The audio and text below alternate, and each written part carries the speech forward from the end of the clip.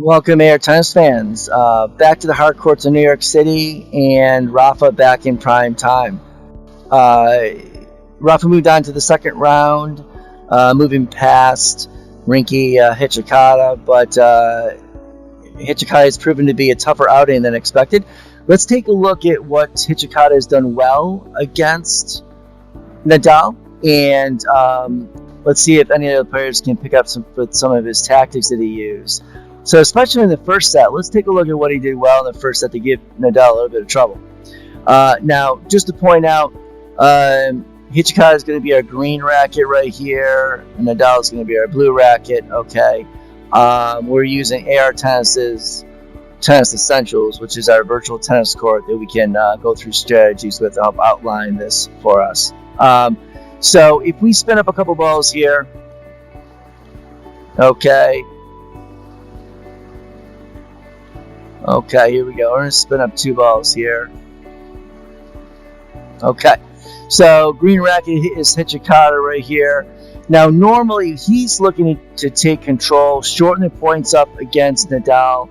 He doesn't want Nadal scrambling around, hitting heavy topspins, pulling him one side of the court to another. So he's going to look to actually get forward, step inside the court, get forward, take the net, and shorten the points, and take that scrambling ability away that Nadal has and does so well at. So Nadal is a good probably 10 feet behind the baseline here he normally plays, especially in the return. Hijikata is going to be back and originally here to kind of get neutral, and then he's going to look to pull in and get closer to the baseline here to take some timing away. So the first pattern he always sets up, which most people do against Nadal, is the forehand cross court. If you're a righty, kind of targeting his backhand side, which you want to try and pin him over this side over here. What he's looking to do after he gains control, what he's looking to do is once he gets a forehand right about here, or even a backhand here. Okay, so if we have a forehand here, or or he even gets a forehand over here, our backhands are over here. This is going to allow him to drive this next ball to the forehand side. Okay, moving Nadal over here. Okay, getting him kind of out of position after he's established that forehand cross court here. So the backhand cross or forehand inside out, forehand on the line. Essentially looking for a ball here-ish that he can go to the forehand side, open the court up. Now, what Hijikata has done well in the first set is he's going to step up and drive this ball, kind of taking some time away. Okay, for Nadal, not letting him go back and forth and scramble, get himself inside the point. Okay, he's actually going to look at coming in and taking the net. Okay, here volleying to the open court or volleying short angles, depending on what he gets. Okay, shortening the point up. So he did extremely well at this in the first set, serving volleys, stepping inside the court, driving forehands and backhands, taking the net. Okay, trying to shorten these points. He doesn't want, again, Nadal scrambling back and forth, getting neutral, eventually getting in the forehand, and just pulling you from one side of the court to another. Won the first set 6-4, which proven to be a very effective tactic.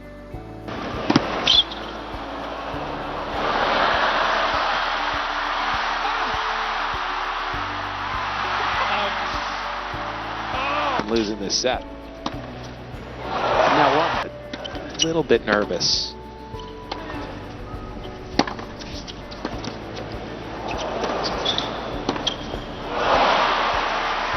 Though even if he loses this set. Look at that with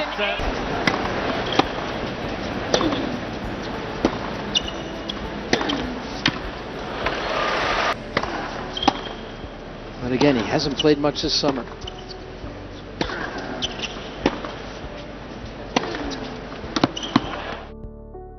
Okay, now Hijikata, like most players pointed out, want to target the backhand first. Now they want to pin Nadal here in the backhand corner, using forehand cross courts. Mostly, if you're a righty. Okay, so if we spin up a couple ball paths here. Okay, one here.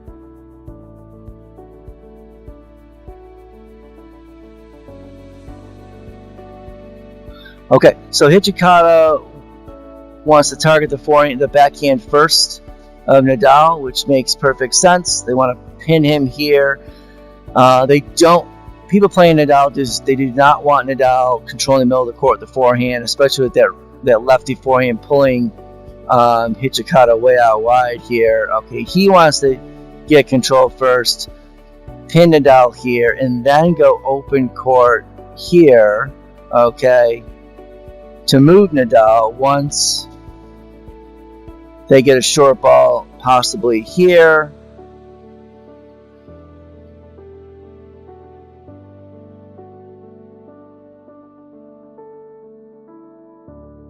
If they get a backhand cross court here, okay, Hijikata can go inside out forehand, backhand cross court, essentially moving Nadal right over this corner over here. Now Nadal being so far back in the court, okay, as he usually plays, this allows for angles, so even going short angle here, okay, proves well. If he has a backhand cross court inside out, okay, and kind of getting that forehand exposed, and they can go back to the backhand. Now what Hijikata did well is he actually wanted to step forward inside the court, taking some time away from Nadal.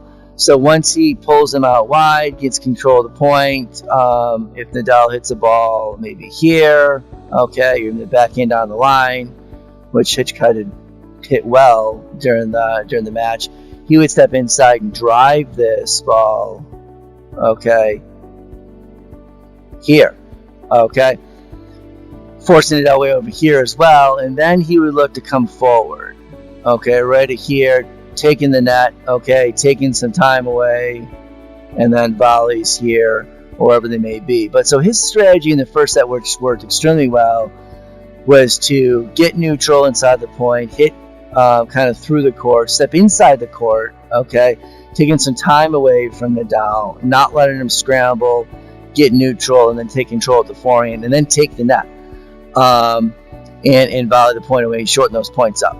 Okay, proved extremely well in the first set. Took the first set 6-4 against Nadal, and then things changed a little bit in the second set. And what happened in the second set, third and fourth here, Nadal kind of steamrolled a little bit.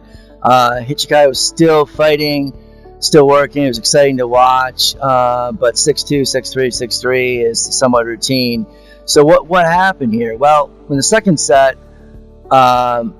he got down a break, okay, which is tough against these top players. They kind of just take hold of that. But even at that, he just stopped taking the net. So he turned into really what Nadal likes to play, which is the baseline, off the baseline kind of game. He scrambles well, left or right, okay, moves extremely well. At some point, he finds the lefty forehand cross court, okay. So if we take a look at this, he finds the lefty forehand cross court here, and from here, it usually is just a matter of time once he finds that lefty forehand up, pulls Hijikata way over here, right? Okay, now he's forced with the backhand to go cross hard, okay, which is hard to do when Nadal is waiting here on the forehand, and that lefty spin just pulls outside, so it's pulling Hijikata over here. And to hit a heavy, deep cross court to get neutral on the backhand side here is actually pretty tough to do. Nadal knows that, obviously. He steps inside, okay, and then he's got all kinds of options that he can do here, okay. So he can, Nadal being the red racket now, he can go here with the forehand, pulling Hijikata way over here. Okay, off the court, and then looking for this next ball that he can jump on top of. So if Hijikata naturally gives a ball that's a little weaker here, he steps inside and then drives it right here inside in. So this is just classic. All this is driven from this forehand cross. Then Nadal does so well on the lefty side, pulling Hijikata way over here, right off the court.